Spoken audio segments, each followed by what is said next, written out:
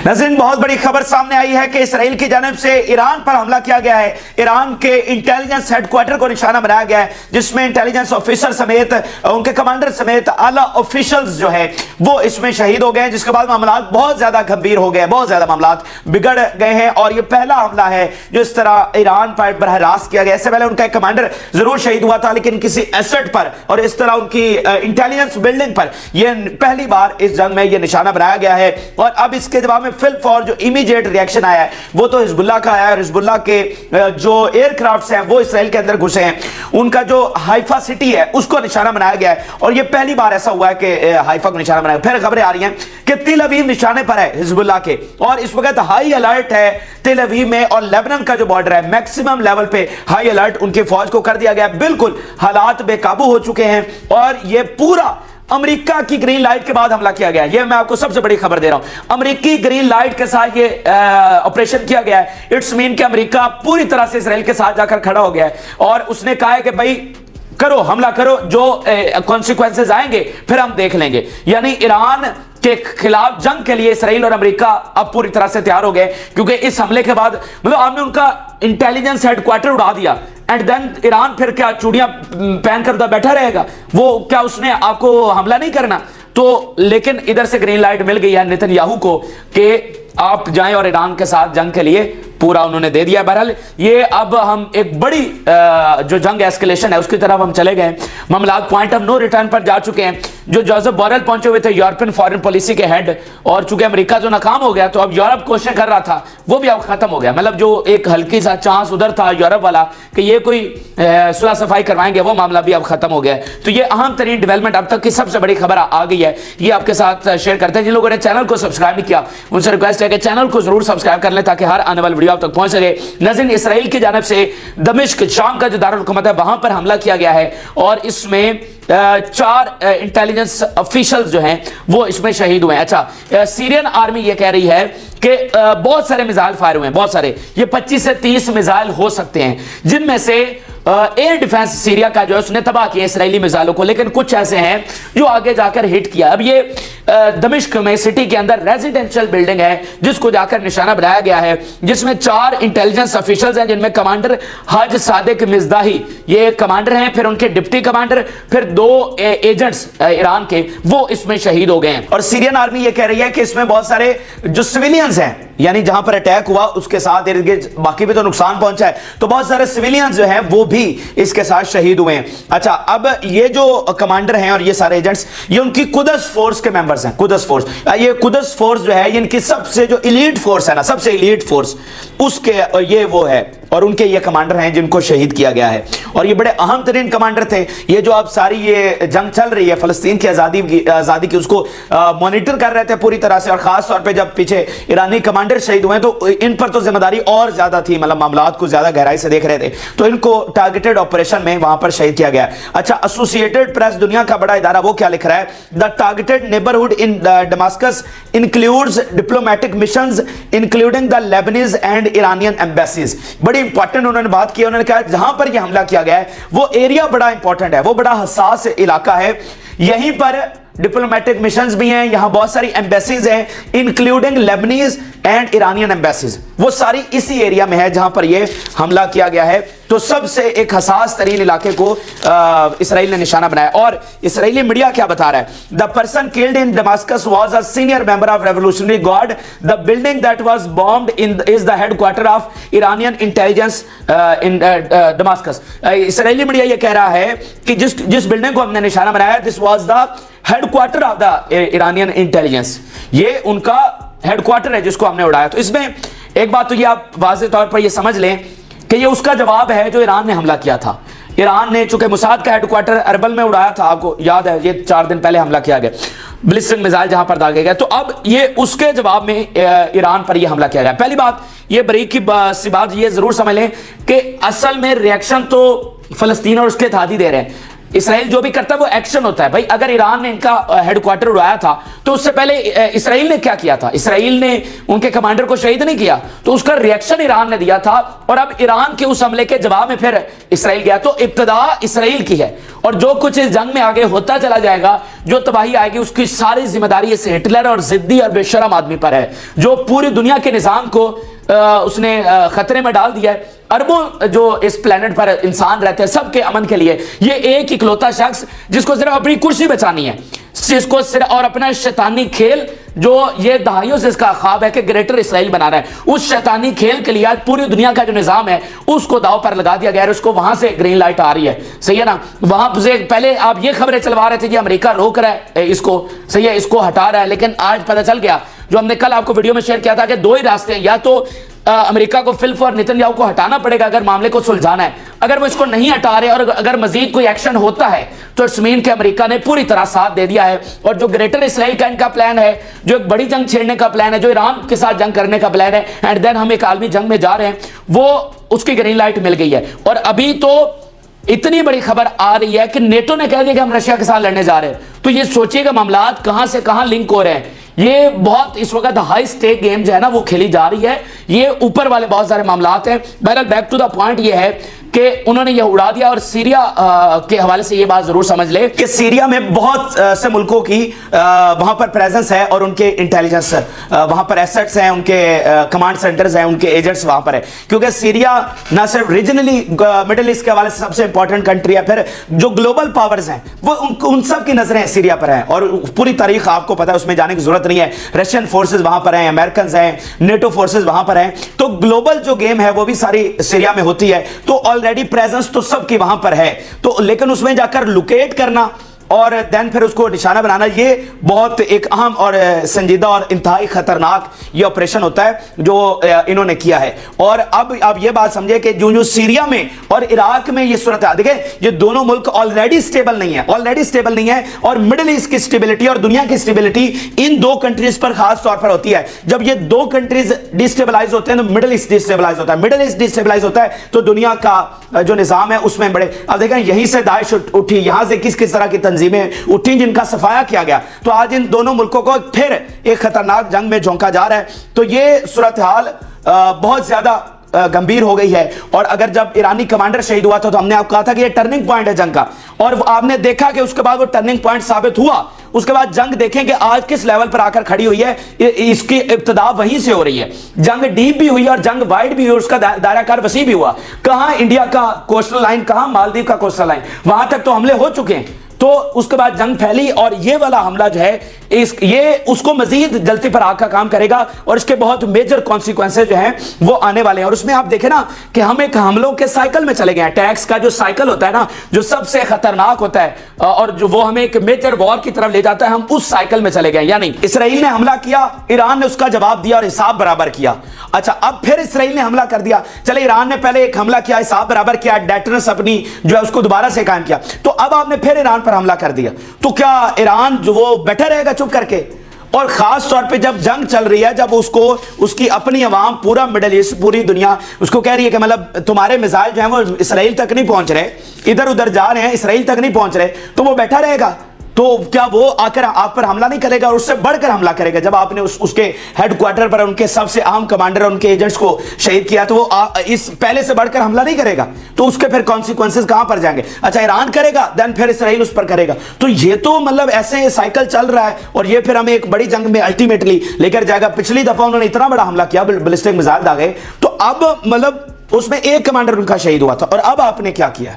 तो अनप्रेसिडेंटेड जो रिस्पांस है वो ईरान की तरफ से आ रहा है। यही सारे रिपोर्ट कर रहे हैं कि भाई अगले आने वाले चंद घंटों में कोई बहुत बड़ा अटैक जो है वो उनकी तरफ से किया जा सकता है। और हिजबुल्लाह तो अभी उन्होंने इमीडिएट रिएक्शन दिया है, उसकी तफसीलात में आगे चलकर आपको बताता हूं। और इसमें आप इनके डबल स्टैंडर्ड्स देखिए कि एक तरफ ये उधर डेलीगेशंस भेज रहे हैं लेबनान में हिजबुल्लाह के पास, अमेरिकी जा रहे हैं, यूरोपी जा रहे हैं, जी एक्सपेंड ना करें, आप रिस्ट्रेंट का मुजाहरा करें, हिजबुल्लाह को रोकें। और मतलब इधर आप ईरानी कमांडर शहीद कर रहे हैं, हिजबुल्लाह के कमांडर शहीद कर रहे हैं। मतलब क्या अवाम को, दुनिया को आपने बेवकूफ समझा हुआ है? आप क्या मजाक कर रहे हैं? मतलब आप उधर डेलीगेशन भिजवा के उनको रोक रहे हैं और साथ उनके कमांडर शहीद कर रहे हैं। तो ये क्या है? तो ये जाहिर बात है कि आप दिखाते कुछ और हैं, लेकिन असल मकसद यह है कि आप एक भयानक तरीन जंग छेड़ना चाहते हैं, जो कि आज से आपने छेड़ दिया है। मैं आपको बता रहा हूं ये इवेंट जो है ये इसी तरह नहीं जाने वाला। ये एक एक्सपर्ट का बयान देखिए, Israelis are stepping on the bombing button.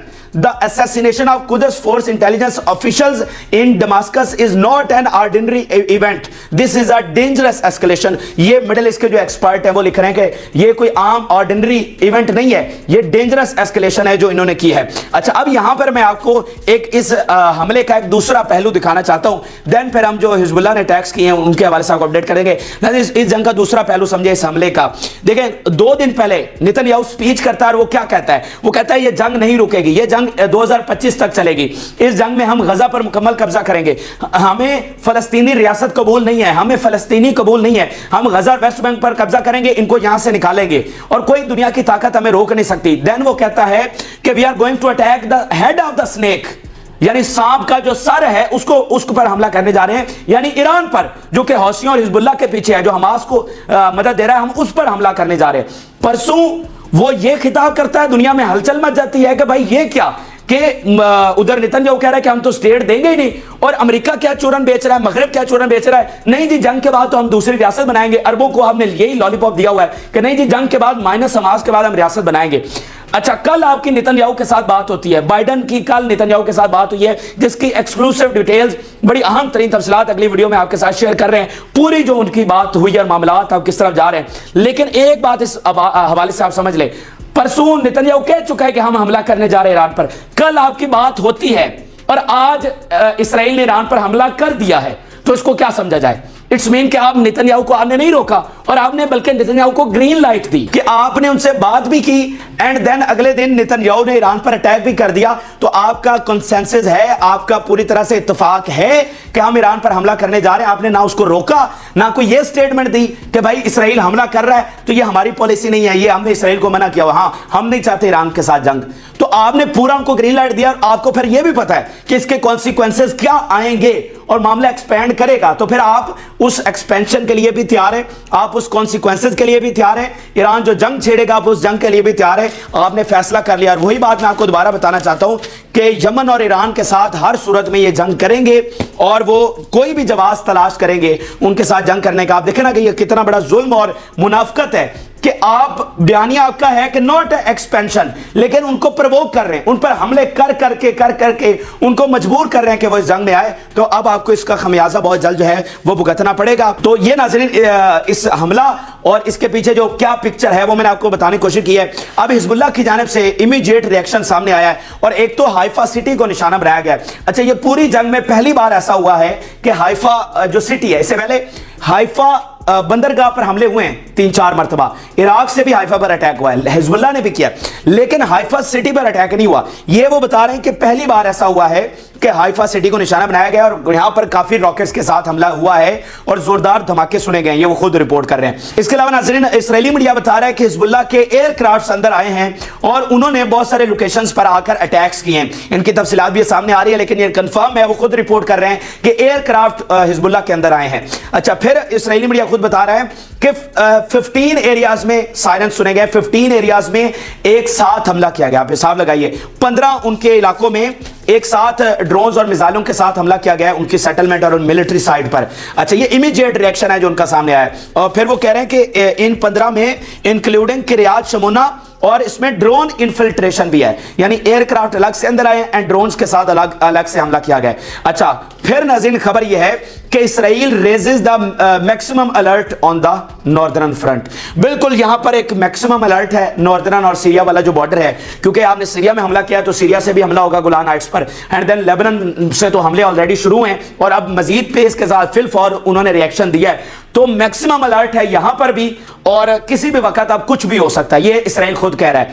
और इसमें अब खबर यह भी सामने आई है कि जनाब तेल अवीव के निशाने पर है, जो हिजबुल्लाह के मिसाइल हैं, रॉकेट्स हैं, तेल अवीव को निशाने पर उन्होंने ले लिया है, और कमांडर्स उनके, सारा मीडिया ये कह रहा है कि हिजबुल्लाह में वो कैपेबिलिटी है कि तेल अवीव को वो निशाना बना सकते हैं, और किसी भी वक्त अब तेल अवीव पर हमला हो सकता है। उनके कमांडर का बयान मैं आपके सामने रखना चाह रहा हूं। We must admit the danger posed by Hezbollah's missile combination and its ability to strike deep within Israel, including long range and accurate missile operating in the GPS system. कि बिल्कुल हमें मानना चाहिए कि उनके पास लॉन्ग लॉन्ग रेंज मिसाइल हैं जो कहीं भी आकर हमें हिट कर सकते हैं, उनकी यह कैपेबिलिटी है। तो खबरें ये आ रही है कि तेल अवीव इस वक्त निशाने पर। अच्छा, अब मैं यहां पर आपको एक मैप भी दिखाना चाहता हूं। ये जो आपको ऊपर मैप नजर आ रहा है नॉर्दर्न बॉर्डर के साथ, अब ये इनके लिए सबसे एक बड़ा मसला है। ये नाज़रीन, ये सारा वो एरिया है जो इनके लोगों से खाली हो गया, यानी सेटलर्स जो यहां पर बसाए गए थे गैर कानूनी तौर पर, ये जो सारे गुंडागर्द बाहर से आए हुए हैं, तो ये तकरीबन 3 लाख के करीब ये लोग यहां से खाली हैं। ये पूरा बॉर्डर, ये पूरा एरिया, बॉर्डर तो बहुत दूर रह जाता है, यानी अंदर 20-20, 30-30 किलोमीटर तक अंदर तमाम सेटलमेंट्स जो है वो खाली करवा ली गई हैं। और आप मुझे बताइए कि वो खाली कब करवाए जाते हैं, बॉर्डर एरियाज और उसके साथ साथ एरियाज को कब खाली करवाया जाता है, जब एक मेजर वॉर में जा रहे होते हैं। तो वो ये सारी खाली करवा ली गई हैं और ये इस बात का वाज़ेह सबूत है कि हम एक बड़ी जंग में हिजबुल्लाह के साथ किसी भी वक्त दाखिल हो सकते हैं। यहाँ पर फील्ड जो हॉस्पिटल्स हैं वो कायम किए जा रहे हैं और पूरा एक जो जंग की तैयारी होती है वो इस वक्त वहां पर जारी है। और ये जो इवैक्यूएज हैं ये भी इसराइल पर सबसे बड़ा बोझ बने हुए हैं, क्योंकि जब ये जो घरों से निकले हैं, ये सारे पनाह गुज़ीन बने हैं, इनका भी महाना खर्चा इसराइली हुकूमत को देना पड़ता है, ठीक है ना। मतलब महाना खर्चा अच्छा खासा पे करना पड़ता है, वो सारा बोझ जो है वो भी अब इसराइली हुकूमत पर आ रहा है। और इससे पहले ये कोशिश कर रहे थे कि इन इवैक्यूएज को वापस उनके घरों में शिफ्ट किया जाए इस बॉर्डर के साथ, मतलब उनके घरों में वापस उनको भेजा जाए, और वो इसके लिए हिजबुल्लाह के साथ मुज़ाकरात कर रहे थे। लेकिन आपकी यही बेशर्मी और डबल स्टैंडर्ड है कि आप एक तरफ मुज़ाकरात कर रहे हैं एंड देन ऊपर से उनको प्रोवोक करके एक्सपेंशन कर रहे हैं। तो अब आप भूल जाएं, अब आप ये जो आप वापस उनको भेजना चाह रहे हैं ना, अब आप भूल जाएं, अब मामलात बहुत आगे चले गए हैं। अच्छा, यहीं पर खबर ये भी आई है कि अमेरिकन एयरलाइंस ने अपनी फ्लाइट्स जो हैं, ये बहुत इंपॉर्टेंट खबर है, तेल अवीव के लिए कैंसिल कर दी हैं। आप मुझे बताइए फ्लाइट्स क्यों कैंसिल होती हैं, और 30 अप्रैल तक ये कैंसिल हुई हैं। ये 2-4-10 दिनों की बात नहीं, 30 अप्रैल तक। तो इट्स मीन कि मतलब भाई उनको बताया गया है ना कि भाई मामलात की तरफ जा रहे हैं और एक मेजर जंग यहां पर छिड़ रही है। तो ये अमेरिकन डेल्टा एयरलाइंस कह रही है we cancel our flights between Tel Aviv and New York until April 30। सही है। तो इसके अलावा इससे पहले कनाडा अपनी फ्लाइट्स कैंसिल कर चुका है। अब अमेरिका ने, मतलब अमेरिका सबसे बड़ा इत्तेहादी, तो किसी वजह से ही उन्होंने कैंसिल किया है ना, तो उनको इन्फॉर्म कर दिया होगा अमेरिकी हुकूमत की जानिब से कि भाई अब जो है वो मामलात बिगाड़ की तरफ जा रहे हैं। अच्छा, इसके अलावा नाज़रीन एक बड़ी खबर यह भी सामने आई है कि ईरान बैलिस्टिक मिसाइल दे रहा है रशिया को, और इस पर बड़ा हंगामा मचा हुआ है। न्यूयॉर्क टाइम्स जो है वो इसको रिपोर्ट कर रहा है कि बैलिस्टिक मिसाइल की डील होने वाली है ईरान और रशिया की जानिब से। अब देखना ये भी बड़ी बात होती है, आप पहले अपने मिसाइलों वेपन्स का जरा मुजाहरा करके दिखाते हैं। इन्होंने बैलिस्टिक मिसाइल फायर किए उधर मोसाद के हेडक्वार्टर पर, और अब देखिए कि उनकी सेल लग गई है। मतलब आपने पहले दिखाया कि हमारे बैलिस्टिक मिसाइल क्या कर सकते हैं, और ये पहली बार था कि इतने लॉन्ग रेंज में उन्होंने ये बैलिस्टिक मिसाइल इस्तेमाल किए और बड़ी 100% एक्यूरेसी के साथ इस्तेमाल किए, पहली बार किए। तो सारी दुनिया को पता चल गया कि भाई मतलब सही मिसाइल जो है इन्होंने बना रखे हैं। तो फिल फॉर जनाब एक तो रशिया ने कहा है कि हमें आप ये मिसाइल दें, और न्यूयॉर्क टाइम्स इसकी तस्दीक कर रहा है कि ये डील उनके साथ होने वाली है। अच्छा, पहले से मामला खराब है, पहले से ईरान पर यही इल्जाम है कि भाई वो ड्रोन्स दे रहा है, बहुत सारी और वेपन्स है वो रशिया को दे रहा है, रशिया जो है वो यूक्रेन में इस्तेमाल कर रहा है। इस पर कशीदगी ऑलरेडी चल रही है, और अब ईरान पर हमला भी हो गया, ईरान के साथ मामलात और भी खराब हो गए। ऊपर से ईरान न्यूक्लियर प्रोग्राम भी तैयार उसकी तरफ तेजी से बढ़ रहा है, एंड देन अब वो हथियार भी दे रहा है रशिया को। तो ये मामलात कोई सुलझाव की तरफ तो हमें नहीं जा रहे, कोई सुलह सफाई और सीज फायर की तरफ तो नहीं जा रहे, बल्कि हमें फैलते हुए और बिगड़ते हुए नजर आ रहे हैं। तो इस पर भी अब काफ़ी तशवीश पाई जा रही है वाशिंगटन में और लंदन में कि अब ईरान का क्या करना है। सो आखिर में आपको यूरोपीय यूनियन के हवाले से खबर देते हैं नाज़रीन। यूरोपीय यूनियन ने नई सैंक्शंस लगाई हैं on the regime that would finance Hamas. उन्होंने कहा जी कोई रियासत जो हमास को सपोर्ट करेगी उनको हम दहशतगर्द डिक्लेयर कर देंगे और उन पर सैंक्शंस लगाएंगे। तो अब इसमें सपोर्ट कौन करता है? कतर वाज़े तौर पर हमास को फंड करता है, तुर्की वाज़े तौर पर फंड करता है, ईरान को तो चलो छोड़ देना है, लेबनान वगैरह को छोड़ दें, उन पर तो ऑलरेडी आपने पाबंदियां लगा रखी हैं, लेकिन ये दो बड़े कंट्रीज हैं जो उनको सपोर्ट करते हैं, फिर बाकी भी दुनिया से होता होगा फंड उनको। लेकिन इसमें इंपॉर्टेंट बात क्या है? इंपॉर्टेंट बात यह है नाज़रीन कि आप 35,000 बच्चे और औरतें शहीद कर दें, आप दुनिया जहान की बमबारी वहां पर कर दें, आप नस्लकुशी कर लें, आप दुनिया जहान का जुल्म ढा लें, लेकिन अमेरिका आपकी साइड पे होना चाहिए। और अगर अमेरिका आपकी साइड पर होगा, यूरोप आपकी साइड पर होगा, तो आपने सब ठीक किया। लेकिन अगर आप दूसरी साइड पे खड़े और अमेरिका आपके खिलाफ हो गया, तो फिर आप दहशतगर्द है, चाहे आपने एक बंदा भी नहीं मारा, जैसे कि यमन को उन्होंने किया, एक बंदा भी यमन ने नहीं मारा, लेकिन यमन को दहशतगर्द डिक्लेयर कर दिया और सेम हमास को कर दिया। मतलब जो अपनी जमीन की आजादी के, मतलब तुम बाहर से आ गए, तुमने उनकी जमीन पर कब्जा कर लिया, तुमने उनके औरतें और बच्चे मार के सेल्फ डिफेंस भी कर लिया, लेकिन तुम दहशतगर्द नहीं हो, लेकिन हमास दहशतगर्द है।